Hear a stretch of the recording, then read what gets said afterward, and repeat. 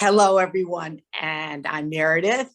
Welcome to Conversations with Friends on the Brahma Kumaris Miami Facebook and also on YouTube. And I was thinking, did you ever just meet someone and immediately you become friends with them? It's just like immediate. Well, my guest tonight is a person that happened to me recently. And I'd like to think it will happen with everybody, and that's probably what we all should be doing in the world. And it does happen at some level, but it was just such an instant connection with Sheri Laine. We couldn't stop talking. And she mentioned something about her book. And of course, I perked up. I wanted to hear about her book and what she did. And after reading about her and learning about her, I said, she needs to be on our program. And so here she is tonight, all the way from California, virtually. Sheri Laine lives in California. And she has, for over 40 years, been really dedicated to the practice of acupuncture. She is a licensed diplomat acupuncturist of Oriental medicine. And she's the author of Living The EnerQi Connection. And we're going to learn about that tonight. We're going to learn a lot from her because she has so much to offer. More important than anything to me is that she's a giver. And that's what I picked up when I met her and learned more about her, that she's been here to give all her life and to help others through her work. And her work involves a lot more even than the acupuncturist, although acupuncture, because that's so important. So no more from me. I want to hear from Sheri. Sheri, it's great to have you on the program. Oh, so happy to be with you, Meredith. I wish you were here personally, because I think I would make an appointment with you is what I would probably do, because I have, for much of my life, really believed in the power of acupuncture. So I'm just wondering, do you think that something has changed with acupuncture in that it used to be maybe in the early years that people went when there was nothing else they could do? You know, they weren't getting help from the doctors. They were still sick. They weren't getting better. Do you think now people see acupuncture and what it can do as as a form of creating well-being in your life? What I think is in our consciousness in America and in Europe as well, is there is a more of a trend towards wellness. So we don't so much come from a place of being sick. We come more from a place of how can we become well and stay well. And acupuncture works really great because I like to say, people come to acupuncture when they're not sick, but they're not well. So we kind of work about balancing and creating equilibrium in the body. And the reason it's now working is much more of us are interested in staying in that wellness zone, the vitality zone, the energy zone. And we all know what an energetic person looks like. And most of us, when they see an energetic person, want to be that person. They want what that other person has. And through word of mouth, through all of the things that we're reading in social media, we're learning that Oriental medicine can give you those things by helping you help yourself. So that's it. That's exactly it. You need to help yourself. It's not just about, and again, I'm not against traditional medicine at all. We've all, I'm sure, been helped at some point or another, but there needs to be that more. And there's lots of ways to do it today, because I also believe there's things that we can do ourselves, like meditation, for example, and we're going to talk about that also. But the thing that I'm concerned about today is, and I think that we all are, is this lack of balance, because we're being inundated with the negativity of the planet and with the problems and the uncertainty. So it's no more, let me take a day off and go to the beach. Let me maybe take a nice little trip and I'll come back and I'll be back in balance, is it? I mean, it's hard to stay on balance these days, is what I see, because we're being bombarded. So I was just wondering, how do you address this? The way I address that is, what do you do when you take that day off at the beach?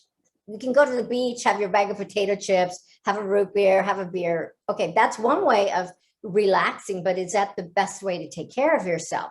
So I would say, go to the beach, make sure that you have a delicious, healthy lunch or breakfast or dinner, in your backpack or in your ice chest. Make sure that you're drinking something vital that gives you a sense of well-being and healthiness. It's one thing to drink a beer, but it's another thing to have a green juice before you have that, so that you can balance out the things that you're putting in your body. And then when you're at the beach, what are you doing? Are you breathing in the air mindfully? Are you stretching and exercises? Do you take a run? Do you go in the water and splash yourself and say, thank you, thank you, thank you? So it's all about that set of mind, that beingness inside your head. What are you creating? In Chinese medicine, we have a saying, the mind leads the qi. It all trickles down. The qi is the life force, right? And we control our life force and the life force around us by the way we think. That's number one. So our thoughts really Lead the are qi. probably the most powerful thing that we can do in our lives, aren't? It's one Is of the most powerful things. I mean, one of them, but I'm thinking what you Yeah. just said, you said something very interesting, is that a person has to make a choice, say, yes, I'm going to go to the beach, but I'm not going to just sit there and, drink all day or whatever. And a lot of people, unfortunately, do that, right? They think it's an escape for a lot of people, I think, drinking You or. can and you can Yeah. escape at the beach, but you escape mindfully. Right? Mindfulness doesn't just mean sitting around and meditating on a rock all day and saying, oh, right? I mean, it's wonderful to be all blissed out, but all of the other things that bring you to the bliss are the things that really help the bliss. Yeah, I mean, for me, some of the great meditations that I've had, and we're often taught this actually with the Brahma Kumaris and other meditation organizations, is walking meditation. Yeah. I remember going on a meditation walk in England where we just went through the gardens, these beautiful natural gardens, and we tried to stay, with that balance and that feeling of good, positive energy. So what you're saying then is it's like, it's got to be built into your life. And so it used to be maybe, again, that a person didn't feel well and they didn't get help from the doctor and they went for acupuncture. But then as soon as they felt a little better, they go back to their ways. Exactly. We want to have a mindful awareness of the building blocks that we take to keep ourselves in a vibrational field that feeds us, nourishes us, and empowers us to be our best selves all the time. So that way, when you do sit on the blanket at the beach and you have your beer, it doesn't affect you other than to give you more relaxation rather than to make you feel sick, not being able to get up the next morning, sluggish, and all those other things that can happen when one person's not balancing themselves in their life. It's very interesting to me because, I look around and yes, we all see so much negativity and maybe things, of just, there's no word, I don't think, but a lack of wellness. Yeah, I guess a lack of wellness in the world. And yet there is a consciousness that really has changed. Something has evolved with a lot of people. People are evolving and they are seeking new ways. So do you think at this time, this is really maybe even the only thing that we can do, the only thing, but is just, again, greater awareness and pay more attention to our inner selves and our inner, whatever our inner voice is telling us to do or as you say, not do? I think most people that have a consciousness, a vibration that is built on a sense of, I want to be the best person that I can be, have a choice to make. And that choice is, what can I do right here, right now, in this moment, to feel the best that I can feel so that I can lead the best life that's good for me and then good for everybody else that's around me. And I think more of us are aware that if we do the right things for ourselves, honoring ourselves, that we can be those things. It's very interesting in that Oriental medicine works on the tenets of nature, darkness and light, change, cold, damp. And things are always happening in the world. Bad things are always going to happen. Then good things happen. Darkness becomes light. Cold becomes hot. Hot becomes cool. Cool becomes winter. Winter becomes spring. I mean, it's always in a cycle of change. So what we do is we adapt ourselves to those changes through healthy living practices so that we can maintain an equilibrium. Beautifully said. I'm thinking though, and I agree, I totally agree, but I'm thinking that when change happens, like you said, there's light and there's dark, Yes. There's cold and there's hot. Not all of us like change. I know that I've always been a person that I like change, when I choose, okay, I'm going to do this in my life. But when someone, and I'm not blaming anyone, but when something happens in my life where I didn't really create that change, that's what I have to work on to be able to embrace that change, right? Because I don't think that we naturally we like change because it's interesting, but I don't think we necessarily like change to be thrust on us, do we? So how do we, how do we live with the fact, like you say, there's always going to be change? And the Oriental philosophy understands that, and probably more than any other philosophy. Yeah. Well, there's a certain mindfulness that comes with that. Mm. And I was very fortunate to study with the great Chinese master, Dr. Richard Tan, for over probably 18 years until his death. Mm. And he always said, oh, Americans, they have a hard time riding the roller coaster when it goes down. The roller coaster goes up, but you can bet the roller coaster is always going to go down. And our experience as humans is to be able to ride as well going down as we ride going up, because going up is going to happen as well. So it's also just a surrendering, right? We learn to surrender. You cannot change what's happening around you. What you can change is how you deal with it. So there is a surrendering that needs to happen. Now, does that mean we let bad things happen to us that we can control? No. But when things are falling all around and we can't control them, the best thing we can do, surrender into the experience and then go about making the changes that are necessary to deal with the experience. And maybe also see the light in that darkness, in that difficulty and the problem that you might be facing, and may even know, like you were saying about how everything changes, that it's not going to last forever. It's going to end. That the elevator goes back, the roller coaster, the elevator is always going back up, and you want to be on it. So you have to learn how to deal with it when it's coming down. And that's a big human condition that a lot of us have to deal with. Like you said, you're not always in love when things happen that you don't choose, but they're going to happen anyway. But, you're so right. And I totally, accept this whole way of thinking, but there are things that do happen to people, and they are so different. And they are, for all of us, things that we've been through or are downright scary, right? Yes. And how do we keep that, like you say, that enthusiasm and keep that positive chi going in the midst of really big obstacles in our lives? By healthy diet, healthy sleep, meditation, communication, sharing, reaching out for help, all of those healthy things that one does in order to maintain their equilibrium.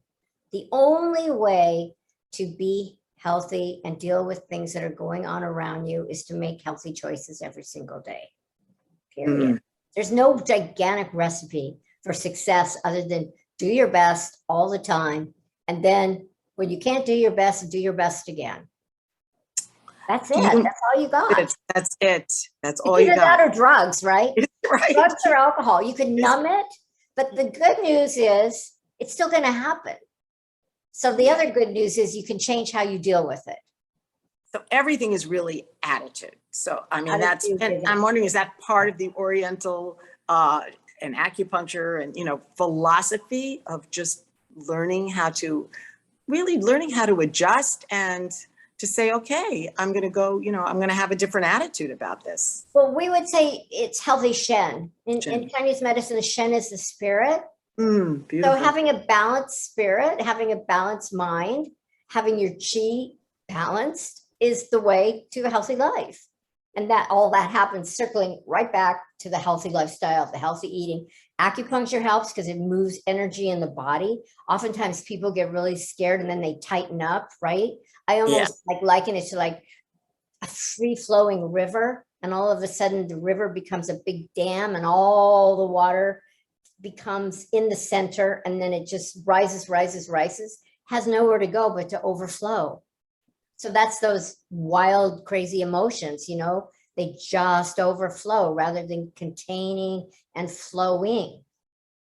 And that's where we get sick, isn't it? I Well, mean, it's where you and my get your, feelings is with the emotions, the negative yes, emotions, unless we come face to face with what our emotions are. And we often, what I see, and I've seen it myself, is often blame somebody else or blame a situation rather than say, fear. okay, Our this right? fears, start Yeah. oscillizing. What if, what if, what if? I was just talking to a patient yesterday, and she's in the middle of a pretty contentious divorce, and she doesn't really want to be contentious, but she's in it.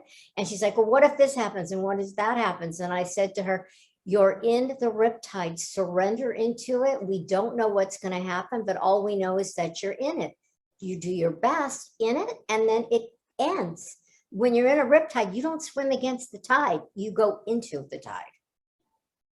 And getting rid of the anger, because like you mentioned, a divorce, there are very few healthy divorces. I mean, I think it's changed, with maybe lawyers. Yes. But the anger that people feel when they've been victimized, and again, Yes, we exactly. all know that feeling of saying, I'm a victim Betrayal. of this, is so you really do have to get in touch with these emotions that can be so detrimental. And I was just wondering, does acupuncture, does it help when you get treatment, say? Does it help you deal with it maybe in a way that you don't have to be thinking too much about how you're going to react, how you're going to change? You get up and walk out and just feel different? Yes, it opens up the channels in the body so that more blood, more oxygen, more chi, more life force can flow through you. If you think about a mummy and see the wrappings on the mummy, what we have around us is an electromagnetic force field. It's invisible to the eye, but it's a pulsating, vibrating, energetic field. And it runs all through our body, almost as if you were wrapped with it like the mummy. And needles, because they're metal, they contain their own electromagnetic current. So when we plug the needles into the body at specific locations, it changes the way the electromagnetic energy fields run on your body.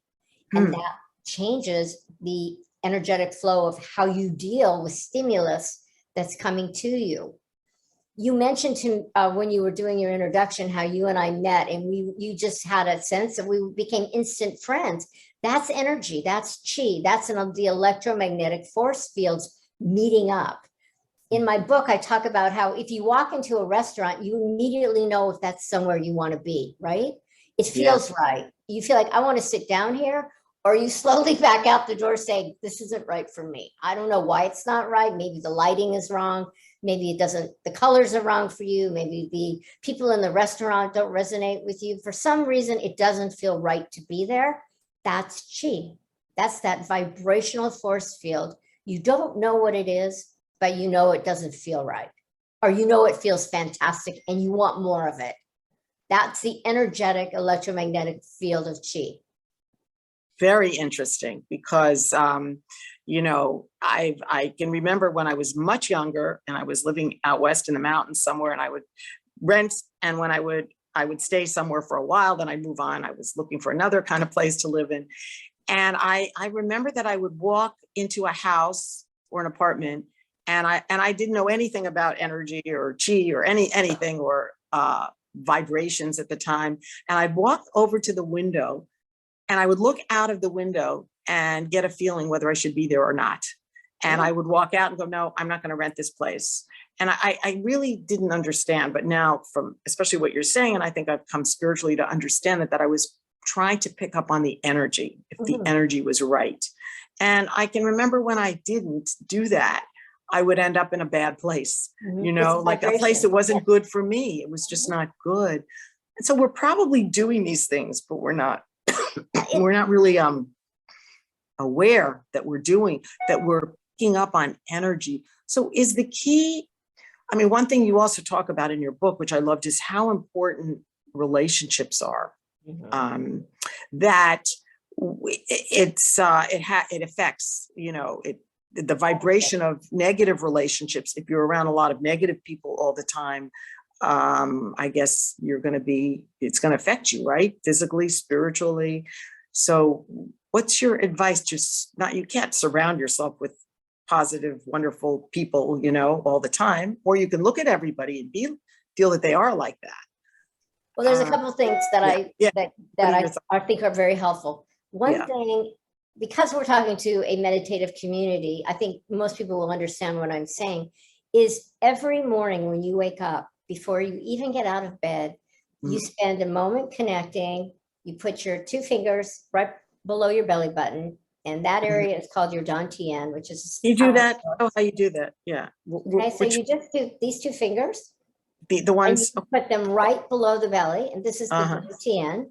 yeah. This is the vibrational force field of your own body, okay? And you breathe into those fingers, and as you're doing your long, languid, slow breaths, you visualize with your mind's eye of a beautiful light emanating from the ground, so you're being grounded, and it's coming up almost as if a beautiful dome of white, warm, loving light is surrounded you, golden light, and it completely covers your body like a wingspan, and you're completely enclosed in this beautiful golden force field.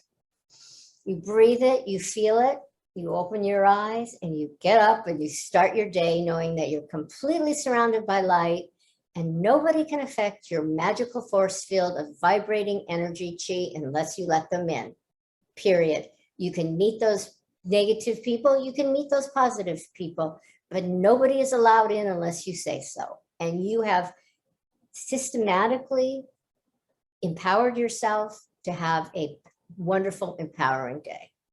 Wow. That's, to me, the key. That is really the key, is And that's how you do power it with people. within you. Yes, To surround yourself with goodness and be that goodness and spread that goodness. And wherever you go, that's your force field. That's what shows up. And I think for all of us that are first responders and helpers, people that talk to people all day, we specifically are really affected by people's energy, because people are vulnerable. People are going to share with you. They're going to be angry with you. They have permission because you're a helper. And this is a really great way to protect yourself so you don't become so tired and weary from dealing with all the different personality types that one has to deal with, because not everybody is conscious. Well, I've heard people who are in the helping field, whether it's therapists or, different, even doctors, doctors, people that are out there to help, often do get burnout, right? And they can actually get themselves sick because of they're maybe surrounded with so much fear or worry, or people that are struggling. And so it's really, I think we're talking about self-care, right? We're talking about you have to take care of yourself. And negative people are going to show up in your life. And it's a good lesson too, isn't it? Yeah, well, we call them chi vampires. They're going to come and try to suck all your good chi out of you. And they do. But if you shield yourself every day, you have your powerful force field around you. Nobody gets that chi. The only people that get that chi are the people you want to share it with. I can still talk with them and I can still converse with them, but they're not going to affect my chi. I'm not going to allow them in at that level of vibrational force field. So you're very careful about, like you say, of what you let in.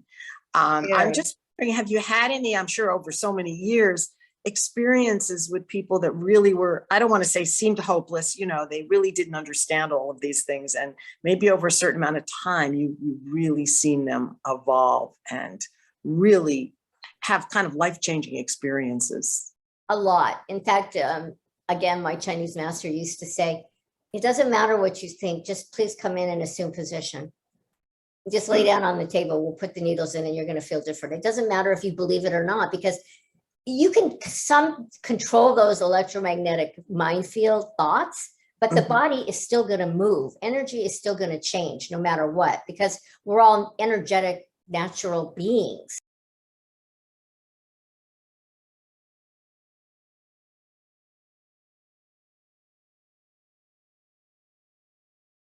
I mean, we're all part of nature. We're all come from the yin and yang aspect of life.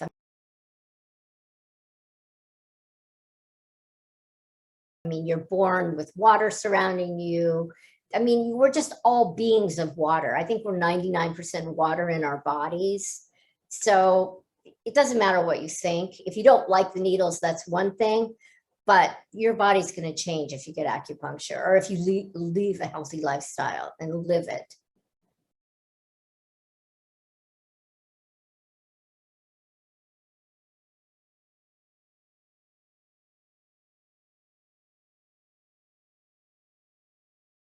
And as your book says, and I think I did not hold up your book, so let me do it right now. So it's Living the EnerQi Connection. So it's more, it's about acupuncture, but it's a lot more. It's about life. It's just about a life. Manifesting positive change. That's what it says at the top of the book. Manifesting positive change in your life.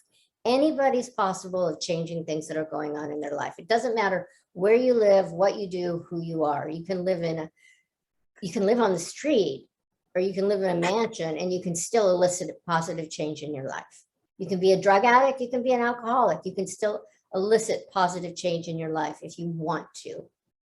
So that is, again, the key. That's the key. Not be the victim. Somehow, to get to that point where we're not victims of this, victims of that. And we were talking about the power of our thoughts, and being aware. Sometimes we say, oh, we're positive people, but we're sitting around and we're talking about, terrible things, right? Or even, whether it's been some of the things we've been through as a world and we're still going through. To be aware of of our words, of what it is. We might say, oh, I'm a positive person, but again, we're really, what are we conveying? What are we talking about? are we getting caught up in politics with people? Are we getting caught up in anger towards things happening in the world?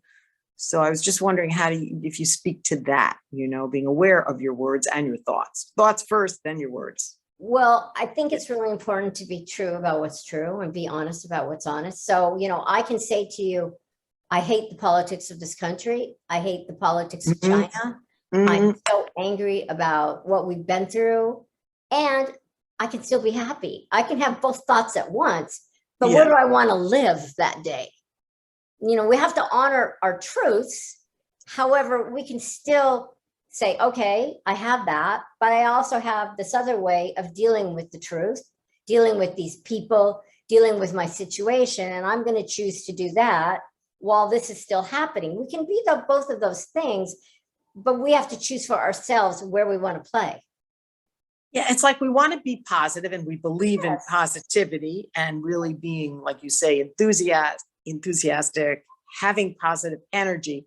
But for me, it's also something that I resonate with, is authenticity. To be who we are, and some of the most spiritual people I know.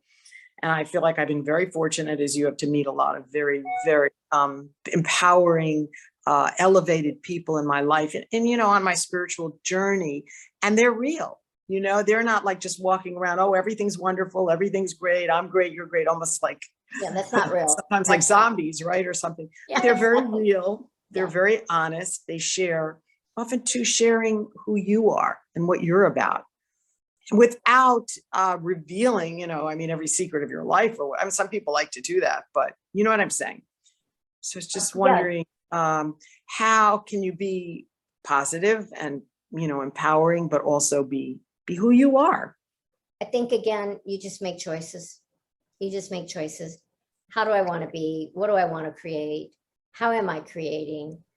How do I want to affect others in my life? They're all conscious choices that we have to make every single day. There's no magic formula, Meredith. The magic is how you choose to live your life. That's the magic. What do you want to do, and how do you want to get there? I always say to patients, you're either on the train or you're not on the train. Once you're on the train, you're on the train. The train is a place where you ride.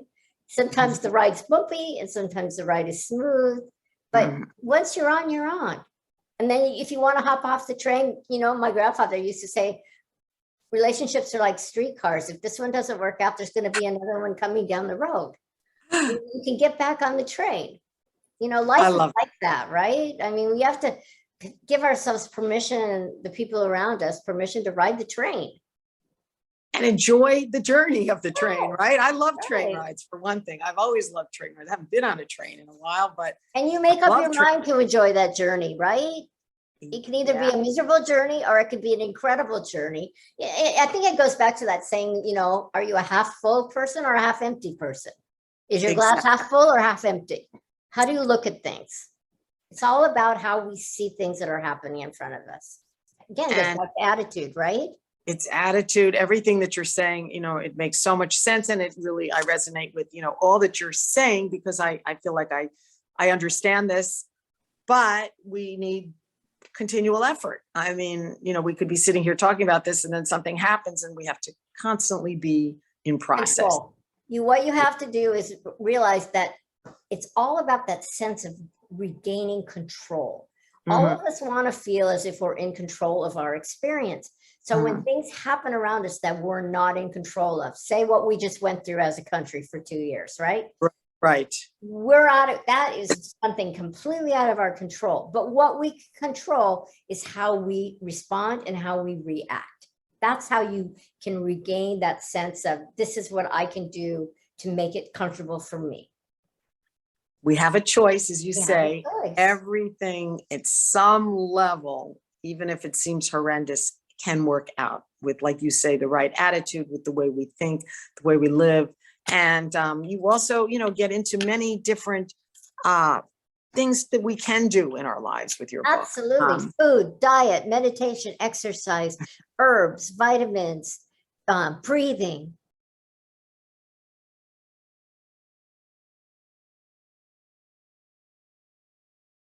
Feng shui, I often say to my patients, if you want to change your life, what's your house look like? Is your environment clean and tidy? You don't have to spend thousands and thousands of dollars to change your environment, but first thing, clean your room. Really, is your bedroom clean? Yeah. Do you open a cupboard and can you see what's going on in there, or is it completely cluttered? Oftentimes just cleaning your house changes people's lives. We can control those things. I think there's something to a cluttered house, and cluttered life can lead to a cluttered mind, right? There's definitely something. I promise you, I will go clean my closet out after this interview. Right. Do you have plants in your house? Again, these all change the vibrational energy that you have around you.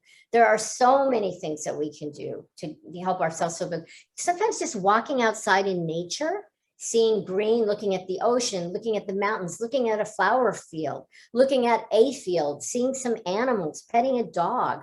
All of those things can give one sense of calmness and in control and power in their lives in a positive way. I really like what you're saying, because it's not about one thing.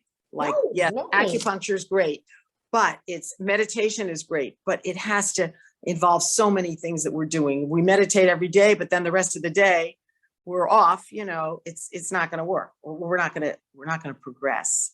So I think a little bit of this and a little bit of that to try to figure out what our day looks like. And I just really like your whole approach. I like how you even say it in the book, you're also, is it a lifestyle educator? So you are an acupuncturist, but much more than that. That would be fine if you were just that, but you're an herbalist as well. You do counsel people on how they should eat, and everything to you is all about the vibration. About the vibrational quality and equilibrium. We haven't really touched on it, but sleep is so important. In these trying times, getting enough rest is so important, because that's when our whole entire system can kind of shut down and get the calmness so that the rest of our body can follow suit. Again, if you can't sleep, you can't rest your mind. And I know that feeling. I'm usually a very good sleeper, but there have been times where, like family member sick or something, and I'm not sleeping well or something. And it's or actually even on trips where the hours change so much that I can't sleep. And it's, to me, one of the scariest things that I've encountered in my life. Thank goodness it's gone away. It didn't last long, but not sleeping, 2 nights of not sleeping or not sleeping very well can really set you off. The brain fog comes, like the word, you can't find the words you need sometimes, especially as we're aging, getting enough rest is really important. And that afternoon power nap can be really helpful. That 3 o'clock, 20-minute nap is fantastic.